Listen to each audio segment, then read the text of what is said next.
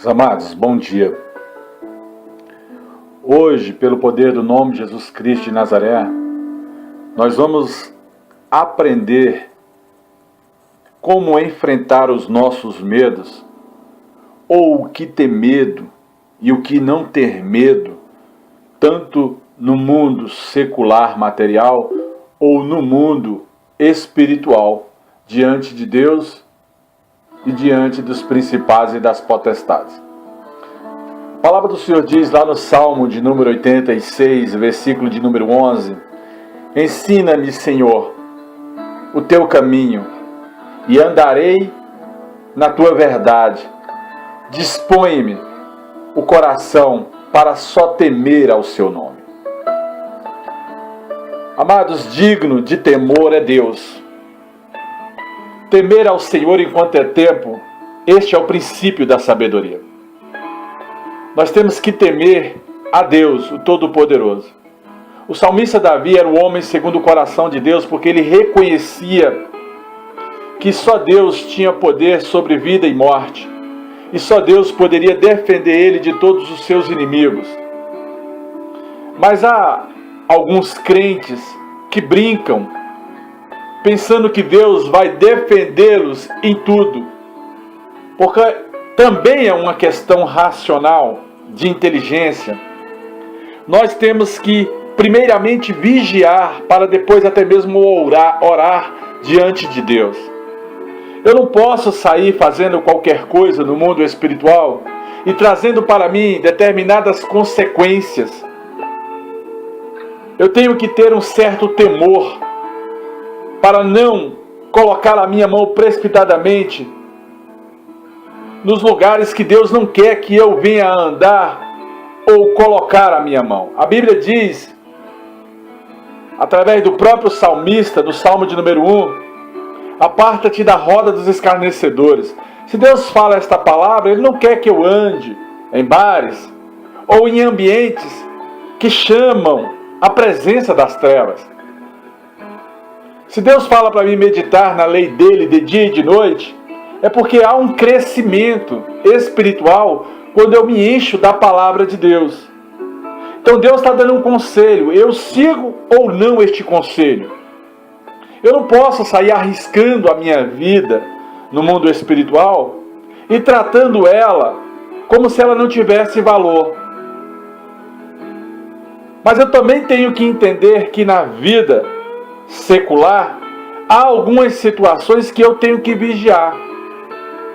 Há palavras que parecem simples, mas são verdadeiras palavras e são assustadoras.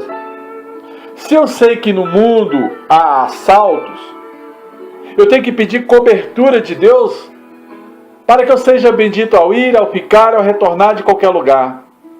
Se eu sei que há o homem vil, que há estupro, eu tenho que evitar passar por certos ambientes ou chamar a atenção daquele que tem o olho de homem de Belial.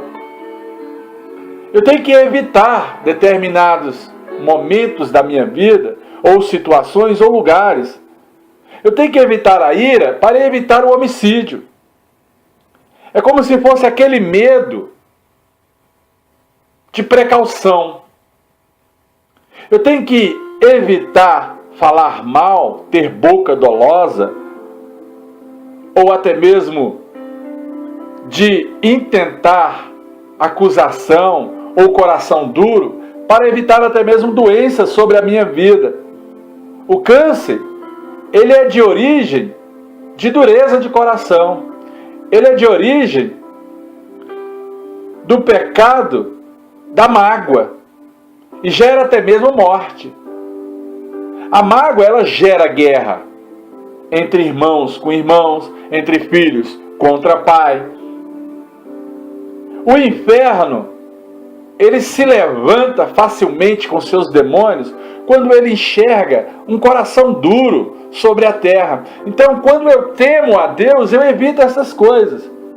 Se Deus fala para mim orar pelos meus inimigos e ter paz com Cristo, eu não posso ficar alimentando coisas que vai trazer o mal sobre a minha vida. Eu tenho que evitar. Se eu sei que certo homem, ele já é vil nos seus pensamentos em termos de negócios, eu tenho que evitar negociar com ele.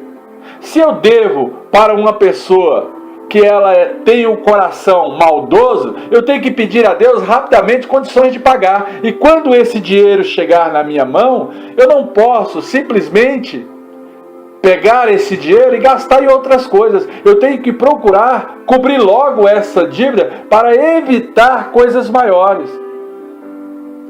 Eu tenho que ter um medo consciente para evitar mal maior. Em nossas vidas nós vamos enfrentar esse tipo de palavra ou acusação diariamente. Mas eu também não tenho que andar preocupado de coisa alguma, sendo que as minhas petições estão entregues na mão do Senhor. Que o Senhor nos proteja, porque eu também não devo andar totalmente assustado. Mas quando a situação chegar, eu tenho que me precaver. Se eu sei que uma dívida está chegando, eu tenho que me esforçar ou pedir direção para Deus para pagar essa dívida e evitar um mal maior. É difícil, porque às vezes parece que as portas estão todas fechadas, mas a palavra do Senhor diz: confia no Senhor, entrega o teu caminho ao Senhor, porque Ele tem cuidado de vós. Eleva os teus olhos para os montes, de onde te virá o socorro. Dobra o teu joelho e busca ao Senhor teu Deus em espírito e verdade, e busca uma direção. Mas você tem que reagir no mundo espiritual. Reagir em tempo e fora de tempo. Essas palavras que a realidade da vida nos apresenta, nos dá uma noção até mesmo do que fazer e de como reagir. Se eu não vejo a porta aberta, eu vou orar. Eu vou dobrar meu joelho 2 horas por dia e vou falar: Deus, vou ler a palavra do Senhor e vou buscar uma direção. E vou pedir que o Senhor vá à minha frente, quebre o grilhão, arrebente a muralha e abra uma porta para que eu saia da acusação. Mas eu tenho que me esforçar. Eu não tenho que ficar à mercê de oração de outras pessoas. Eu mesmo tenho que romper no mundo espiritual. Os pastores são colocados na terra para orientar, mas o povo tem que andar com as próprias pernas e andar debaixo de cobertura espiritual daquele que clama a Deus em espírito e em verdade. Como é que você vai resolver uma situação na sua vida se você está agindo totalmente errado no princípio da administração daquilo que Deus coloca em suas mãos? Deus coloca um dinheiro na sua mão para você pagar a dívida e você vai e gasta com sua vida pessoal. Cadê a administração daquilo que vem na sua mão? Cadê a administração se você não separa o dízimo e a oferta e leva na casa do Senhor para que Deus repreenda sobre a sua vida o migrador, o cortador, o destruidor, todo cortador? Você tem que ter esses princípios. Temer a Deus é entregar o que é de Deus. É entregar a oferta para que haja multiplicação nas suas mãos. Esse é o princípio. Se você não é dizimista nem ofertante, você fica desprotegido no mundo espiritual. Sinceramente, as pessoas, elas têm que confiar mais no Senhor, principalmente os crentes, os cristãos, do que até mesmo em si mesmos. Ora, se eu faço e entrego o que é de Deus, a responsabilidade já não é mais minha. Deus simplesmente vai falar assim: olha, filho, pode ir, eu estou à tua frente, eu vou quebrar o grilhão, eu arrebento a muralha. Já que tu és dizimista e ofertante, vai, que eu serei contigo. Eu vou abrir porta onde não tem porta. Eu sou o Deus contigo, conforme diz Apocalipse 3:7. Nós devemos sentir um certo medo? Sim. Mas esse medo é um medo de reação. É para nós reagirmos e fazer o que é certo. Tem gente que pensa que só a oração vai resolver a sua vida financeira. Vai não, meu amado. É Bíblia. Bíblia é obediência. Por isso que ele fala: melhor obedecer do que sacrificar. Melhor obedecer até mesmo do que orar. Amor a Deus é se colocar na posição que Deus quer. É como diz a Bíblia, em nome de Jesus, que Deus, Ele, quando fala: não temas, eu sou contigo. A Bíblia, ela está acima de todo medo humano. Ela nos norteia a andar da maneira correta, certa. Amém, amados? Mas é normal ficar assustado. Quando você está assustado, é sinal que você tem que andar da maneira certa. Quando você está assustado, é sinal que você tem que dobrar o seu joelho e pedir direção. Quando você está assustado, é sinal que você tem que buscar o conselho de um sábio, de um homem que entende da palavra e anda na presença do Senhor em espírito de retidão, de sinceridade de espírito. Porque não há nada impossível para Deus. Aprenda a observar o que eu ando falando hoje aqui para você, pelo poder do nome de Jesus. Aprenda a andar em espírito e em verdade. Vamos observar esses sentidos que a Bíblia, que a palavra de Deus nos dá. Nós somos discípulos do Senhor. Nós somos cristãos. Nós fomos nascidos para trazer à existência e capacitar vários imitadores de Cristo. Somos crente. Nós não precisamos andar totalmente amedrontados ou até mesmo opressos, oprimidos, sendo que Deus é conosco. Nós temos que temer para reagir. Mas o nosso temor é primeiramente em Deus. Fazer o que Deus manda. Temer ao Senhor em primeiro plano, em primeiro lugar. O princípio da sabedoria é temer a Deus. Quando eu vejo uma situação vindo contra a minha vida, que ela quer me gerar medo, que ela quer me gerar temor, eu vou diante de Deus e falo: Pai, arranca de mim essa angústia e me dá direção para reagir. Eu preciso de solução. Amados, pastor é para te orientar. Pastor, ele vai falar para você fazer o que é certo. E você tem que fazer o que é certo. Porque se você não fazer o que é certo, você vai incorrer no mundo espiritual ao chamado erro. O que é o erro? É eu pensar que estou fazendo o que é certo e já estou fazendo errado há muito tempo. Para não criar preocupação desnecessárias, eu tenho que pegar esses primeiros sentimentos de medo que chega das coisas naturais e transformar elas para o mundo espiritual. Levar diante de Deus no joelho, na oração, no jejum, na consagração, na correria do dia a dia, acreditando que Deus vai abrir as portas, que Deus vai gerar a solução. Devemos notar que é normal ficar assustado em algumas situações. Deus criou o ser humano e outras criaturas com capacidade de reconhecimento, de reagir ao perigo. Ora, um animal reage ao perigo. Um pedestre, quando ele não assimila o perigo de um carro em alta velocidade ou outro veículo descontrolado, chegando em alta velocidade, ele pode ter certeza, amigo, que ele não pode ter nem expectativa de ter vida longa. Se ele mora numa cidade grande, ele tem que andar em vigilância. Ele tem que andar sabendo que ali tem carros. A mesma coisa é uma criança. Você não pode descuidar de uma criança com menos de 7 anos de idade na beira de uma piscina. A criança que não tem essa percepção de perigo, de fundura, de água, ela pode cair até mesmo no precipício ou na própria piscina e facilmente perder a sua vida se não for vigiada por um adulto.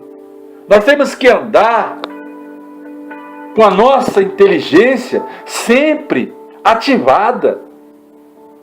O medo, ele é natural, mas ele não pode provocar em nós opressão, depressão. Nós temos que reagir em oração, em falar: Senhor, Tu és comigo, abre a porta onde não tem porta. Senhor, eu preciso sair dessa situação. Muitas das vezes esse medo natural serve para nos proteger, para falar: eu tenho que ficar de olho no meu filho, para que meu filho não venha cair na piscina. Eu tenho que ficar de olho nessa pista para não ser atropelado. Dobra o joelho, meu amado. Ora e busca a proteção de Deus. Pede para Deus enviar os seus anjos, porque são mandados para ajudar os que hão de herdar a salvação. Ora e fala: Senhor, me revista de toda a armadura de Deus, para que eu possa estar firme contra os dados inflamados do maligno. Porque Satanás ruge ao meu derredor, Senhor. Eu não posso, Senhor, ficar assustado com o homem que tenta me tirar a minha paz.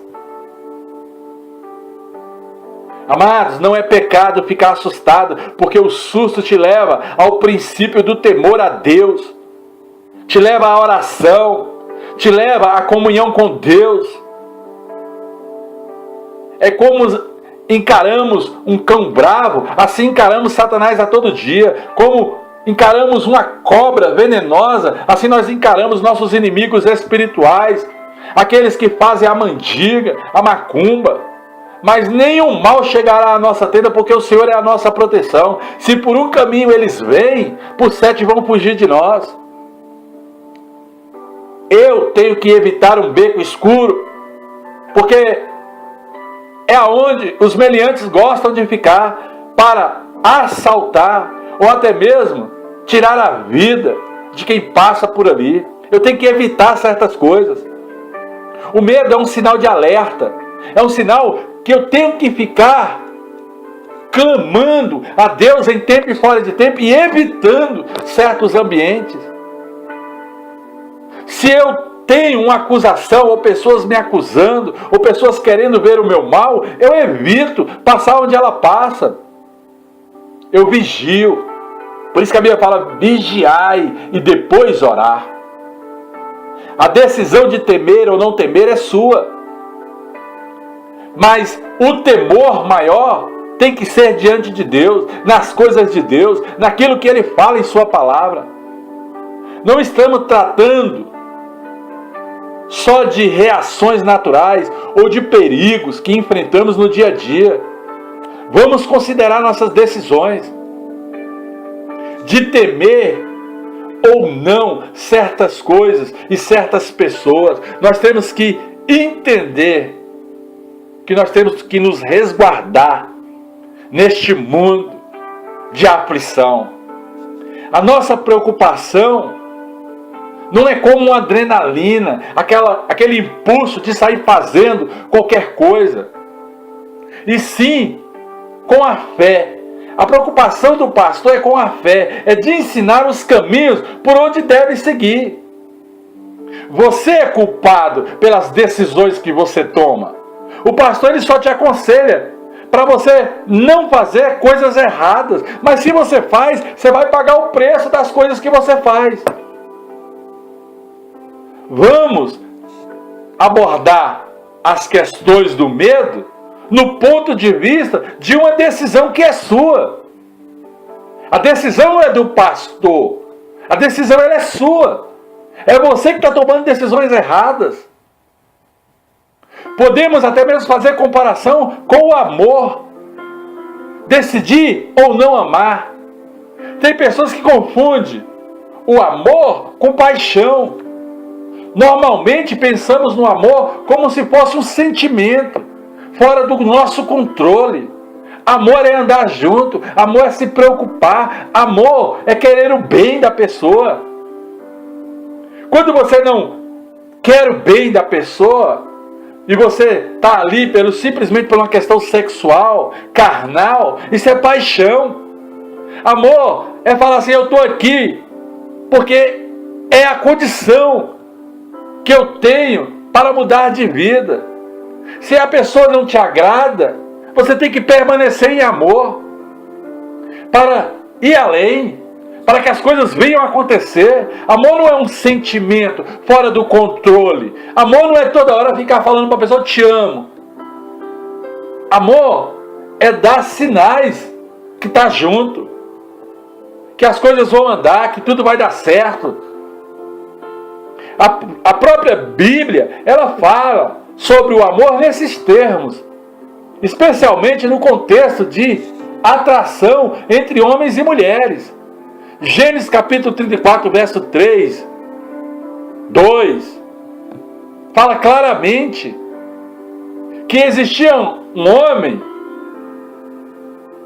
que chamava-se Siquém, filho de Amon, um heveu, príncipe daquela terra,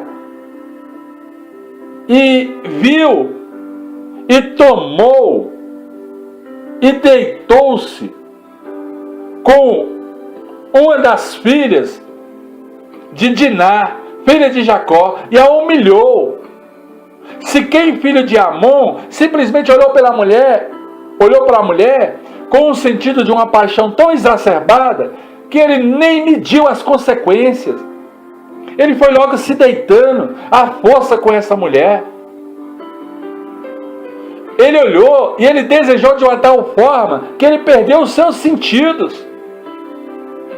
Uma paixão, uma loucura, um momento pode jogar a tua vida fora, porque vai ter consequência tudo que você fazer pela paixão.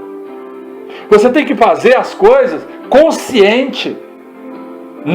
Nessa relação entre homem e mulher, eu tenho que saber que amor é andar junto até o final. E ele apegou a sua alma com Diná, filha de Jacó, e a amou a moça, e falou afetuosamente à moça. Ele soltou palavras para ela, mas pegou ela à força. Pegou ela de um jeito que ela não queria.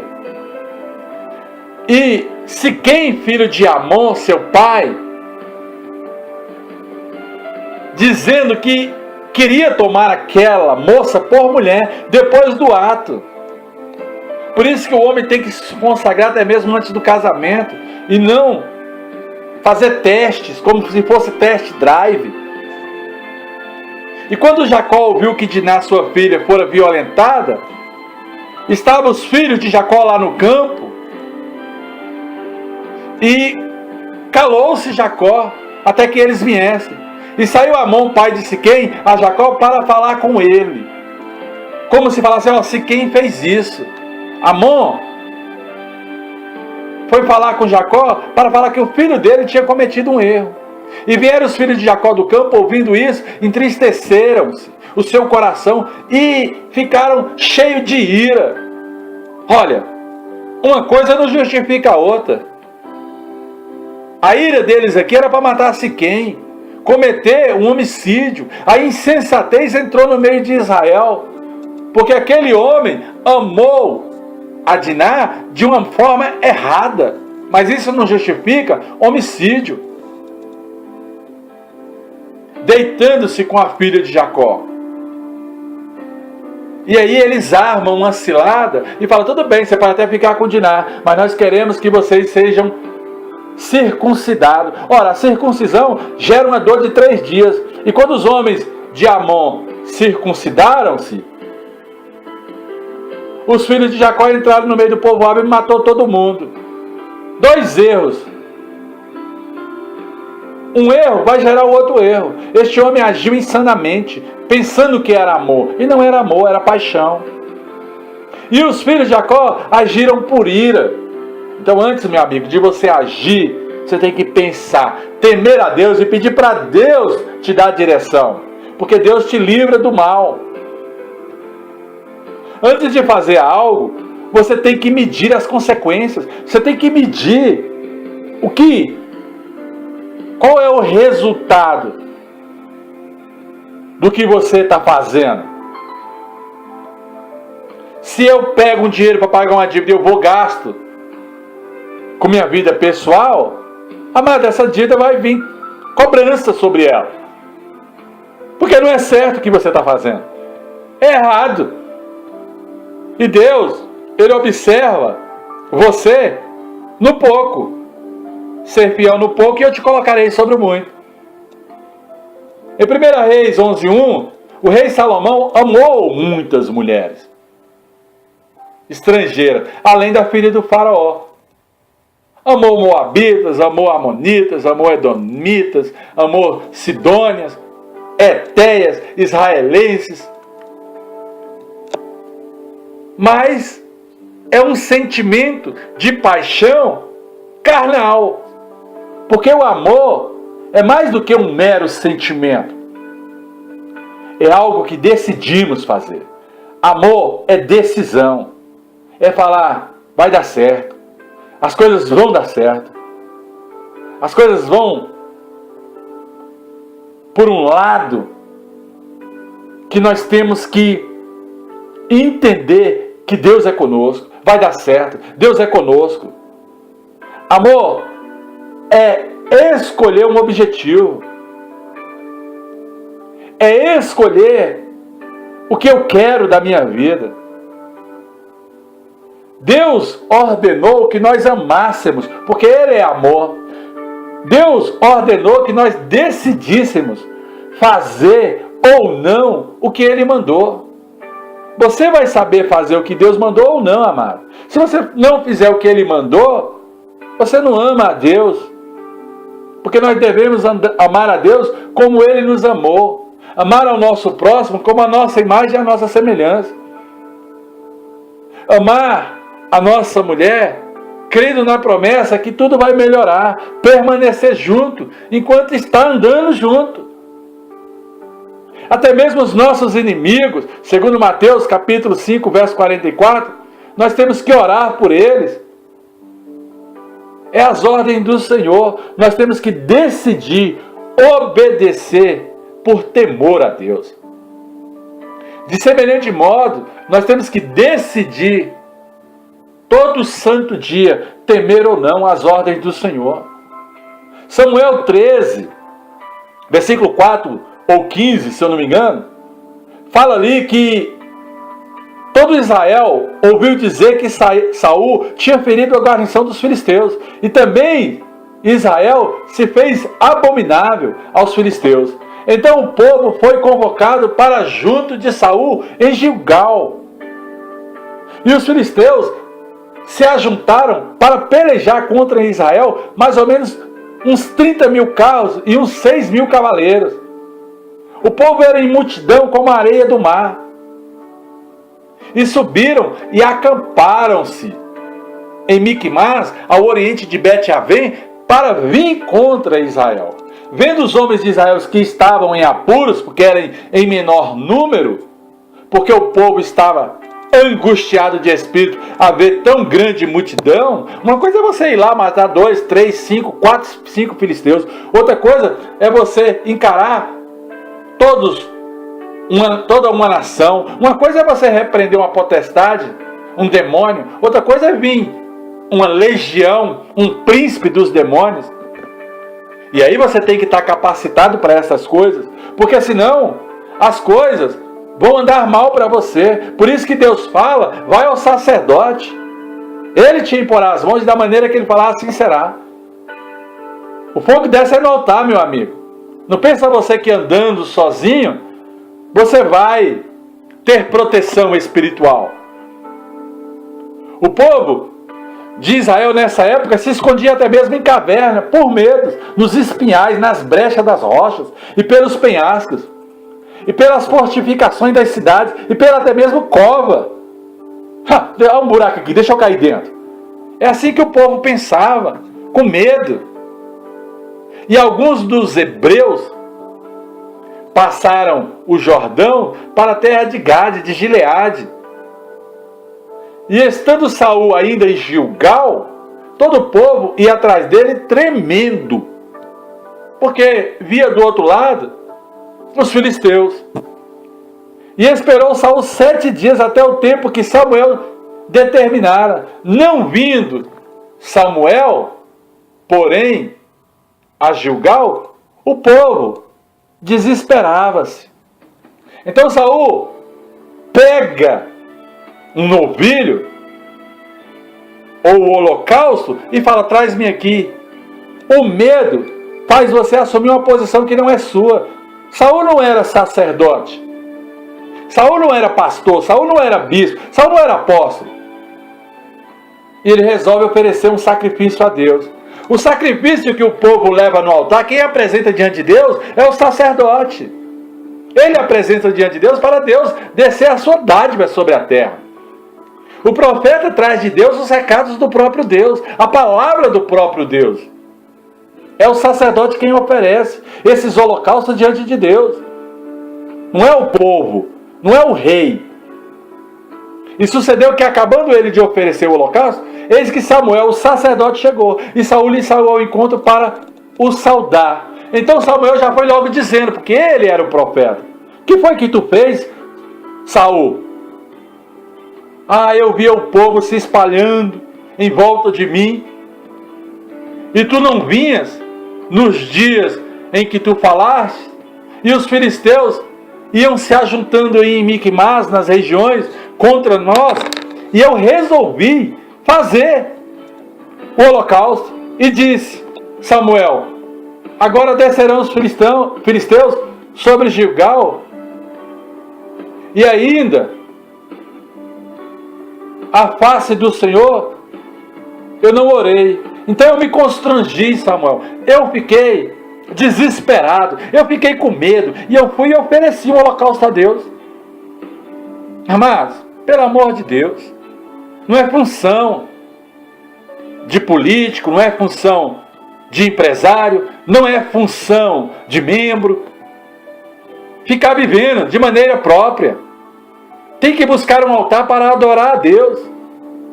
Então o profeta Samuel disse a Saul: procedestes neciamente, procedesse sozinho, não guardaste os mandamentos do Senhor que ele ordenou, porque agora o Senhor teria até confirmado o teu reinado sobre todo Israel, mas porque tu agiu desse jeito, teu reino acaba aqui, Saul.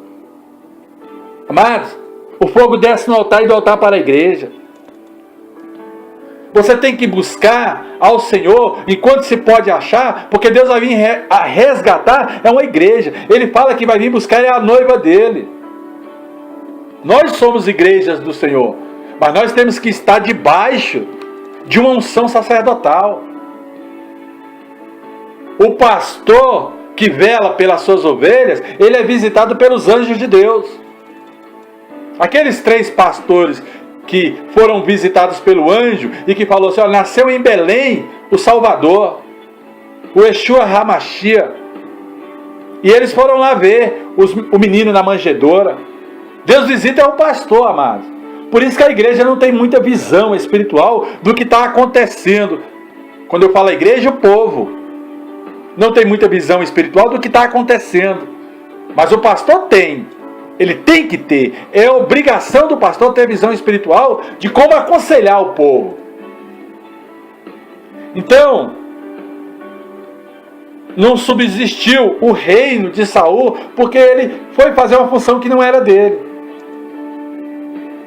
Foi buscar segundo o seu coração, e não segundo o mandamento ou segundo a unção.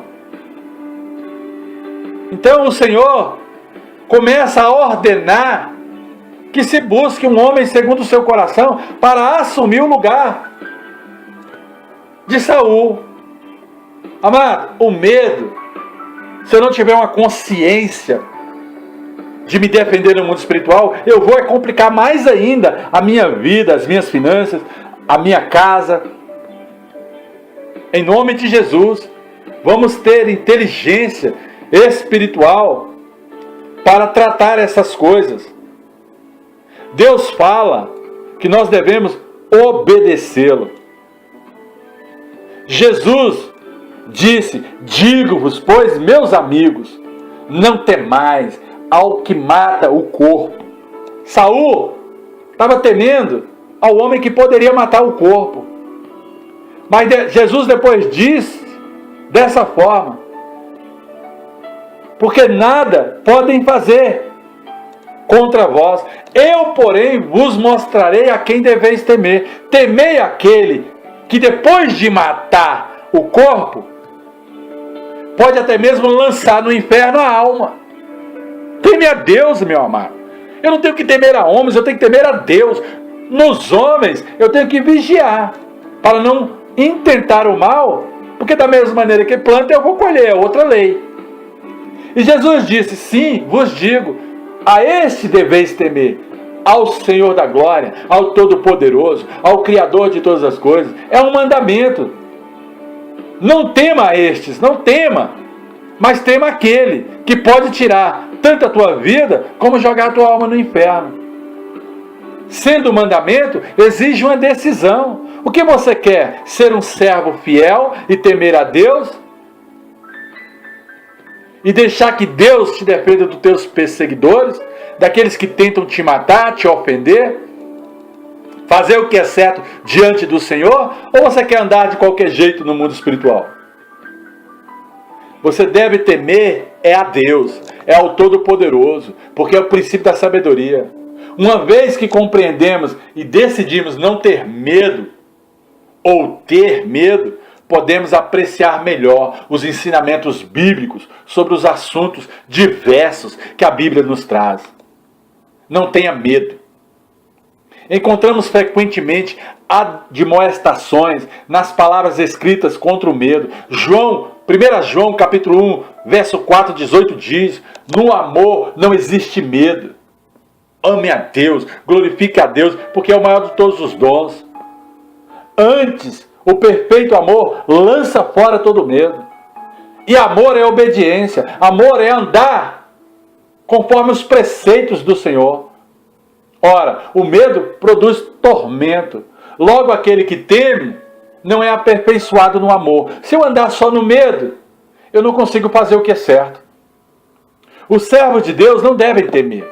O servo de Deus deve andar com inteligência espiritual. Os inimigos do Senhor, eles querem que a gente venha andar aterrorizados. Os demônios querem que a gente venha andar amedrontados, opressos. E não é por aí. Eu tenho que ir diante de Deus em amor e pedir direção. O que fazer, Senhor?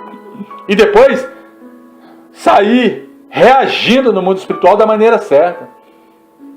Moisés animou o povo de Israel nas suas batalhas contra os povos condenados pelo próprio Deus nas regiões de Canaã, com estas palavras: quando vós chegardes à peleja, ó sacerdote. O sacerdote é que tem que adiantar na frente do povo e falar ao povo e dizer ao povo: ouve, ó Israel, hoje vos achegais à peleja contra os vossos inimigos. E eu, como pastor, como servo da casa do Senhor, como sacerdote sobre a vida de muitos, eu tenho que falar para você: ei, se achega na peleja contra o teu inimigo, grita em alta voz, não aceite ele dominar a sua vida, não desfaleça o vosso coração, não tenha medo, não trema diante deles, nem atemorizeis diante deles, pois o Senhor vosso Deus é contigo, o Senhor vosso Deus é com você. Deus é quem vai convosco. Deus é quem está à tua frente. É Deus quem vai fazer esta peleja para você.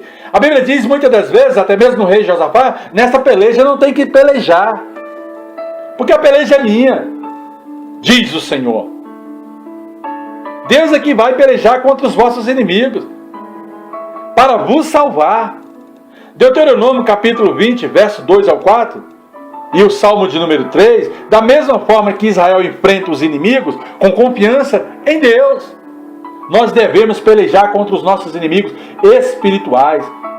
Porque tudo que é nascido de Deus, vence o mundo. Se eu sou nascido de Deus, e se o Espírito de Deus está sobre a minha vida, eu vou vencer o mundo. Esta é a vitória que vence o mundo, a nossa fé. Porque por fé eu agrado a Deus. 1 João capítulo 5, 4... Paulo fala sobre a fé. Em outra passagem, Paulo também descreve aos Coríntios, porque embora andamos na carne, não limitamos segundo a carne. Nós podemos andar até na carne, mas o nosso militar não é segundo a carne, mas é segundo a milícia espiritual, porque as nossas milícias não são carnais, as nossas armas não são carnais, e sim poderosas em Deus, para destornar os principados e as potestades. Os discípulos de Cristo têm que chegar no campo de batalha com a armadura de Deus, revestido, conforme Efésios capítulo 6, verso 10 ao 18, revestido de todas as armaduras de Deus, para resistir às ciladas do diabo. Os falsos profetas e todos os que se levantam contra as nossas vidas. Muitas pessoas ficam assustadas com as proclamações confiantes de pessoas que se alegram em ver o mal das nossas vidas. Nós não podemos ficar assustadas, porque nós temos Deus sobre as nossas vidas. Algumas igrejas dão espaço para as revelações, visões, às vezes assustadoras, aos seus membros, adeptos, previsões de acidente ou outras de calamidades. E poucas pessoas param para analisar este sonho, essas visões, essas profecias, de acordo com os ensinamentos bíblicos. Moisés falou claramente: uma profecia não cumprida já seria motivo para desacreditar do profeta. Amados, cuidado com o que ouve. Pessoas que só trazem calamidades.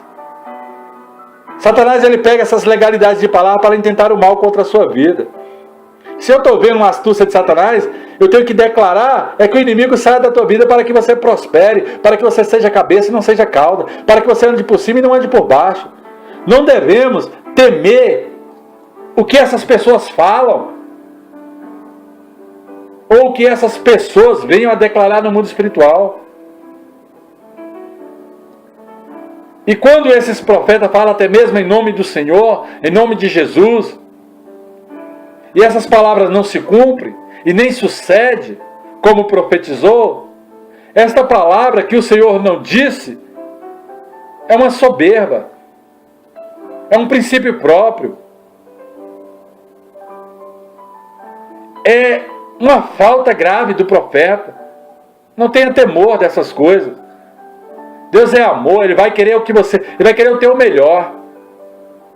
Muitas das vezes o profeta fala que vai acontecer um acidente e você diz amém, você está concordando com Mateus capítulo 18, verso 19, e esse amém, Satanás vai vir e vai provocar um acidente.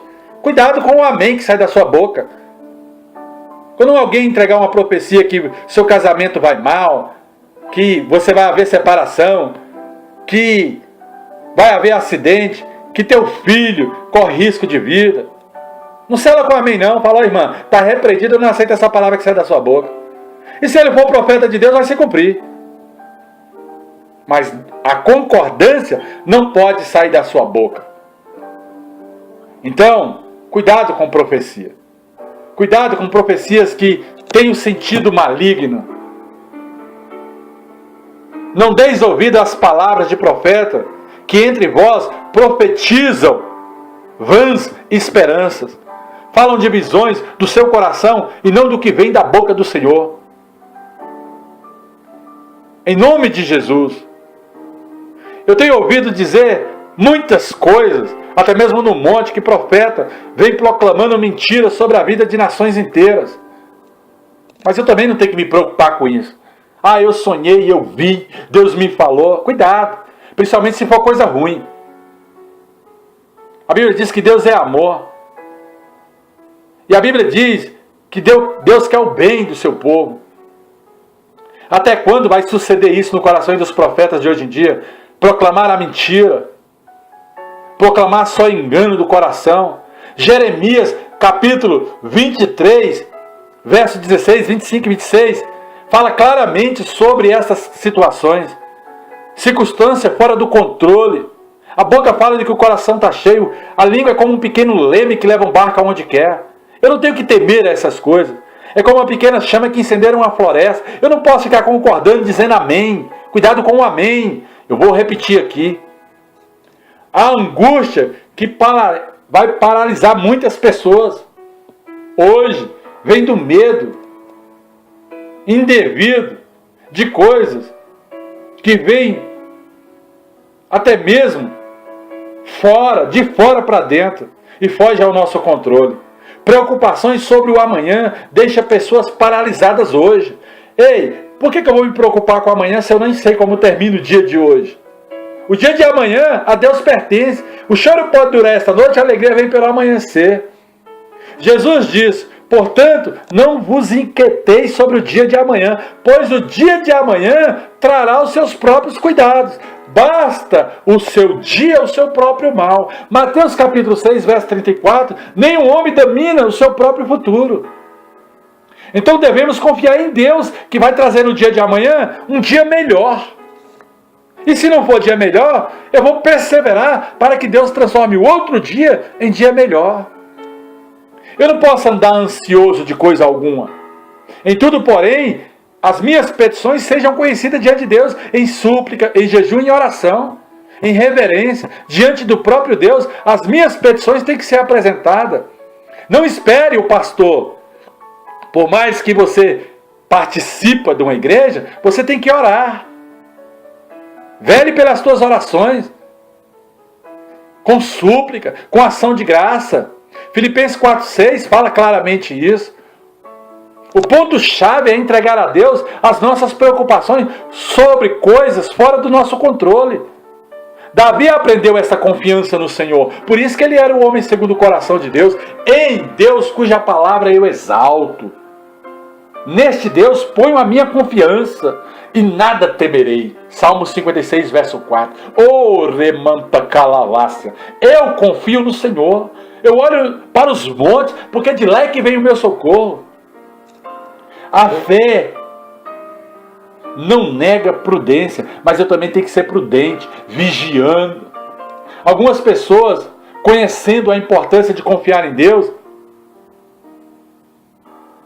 e de não temer outras coisas e pessoas, têm levado essa ideia ao extremo. Amados, eu tenho que ter fé em Deus, mas eu tenho que ter prudência. Porque fé não é confiar ao extremo. Fé é falar antes mesmo do erro, falar assim, eu não posso fazer isso, porque vai gerar isso, e Deus vai me culpar por isso. Fé é temor. O temor a Deus é o princípio da sabedoria. E essas pessoas recusam-se a tomar as preocupações normais em questões de segurança e até mesmo de saúde. Ora, se Deus capacitou o médico, e eu já orei e o mal não sai, qual é o segundo escape? É o médico. Deus não vai cuidar de tudo, sendo que Ele já deu dons sobre a terra. Às vezes você tem que passar pela cirurgia. Mas se você for presbítero e orar e ser curado na hora, amém, glória a Deus e aleluia. Como já aconteceu muito na minha caminhada cristã. Em 21 anos que eu sirvo a Deus, eu já vi até o paralítico levantar, eu já vi o cego enxergar, eu já vi o surdo ouvir, eu já vi o mudo falar, eu já vi o canceroso ficar curado, eu já vi aquele que tinha duas cabeças, um tumor, ficar só com uma cabeça, normalmente de novo. Quando o médico desenganou, a gente vai usar os princípios da fé. O princípio de impor a cura. Mas se não resolve, eu vou buscar a segunda opção. A fé não é falta de prudência. Nós temos que ter fé, mas nós temos que ser prudente. Encontramos boas ilustrações dos fatos das Escrituras Sagradas em Neemias, um homem de fé que orava muito e confiava no Senhor, no poder divino. Ele servia como governador em Jerusalém. Ele foi edificar os muros quando o rei Ciro mandou eles voltarem para edificar a casa do Senhor e os muros de Jerusalém. Amados, muitas situações podem vir para tentar abalar a nossa vida, mas vamos confiar no Senhor. Vamos confiar em Deus. Vamos confiar naquele que tem poder para matar e até mesmo jogar a alma no inferno. Vamos procurar ser vaso de honra dentro da casa de Deus. Vamos agir com prudência, porque fé é agir com prudência. Fé é precaver as coisas ruins. Alaman recalavas. Fé é se resguardar antes mesmo dos acontecimentos. Fé é andar com Deus em tempo e fora de tempo, acreditando que o Senhor é conosco. Aleluias! Que Deus te abençoe e te guarde. Demanda, remete, cara, lácia. Que Deus te abençoe e te guarde. Aleluia. Oh, glória a Deus. Não temas, não temas. O Senhor é contigo. Não ande assustado e nem com medo. Deus é contigo, mas haja com prudência. Seja prudente. Aleluia. Oh, glória a Deus. Aleluia.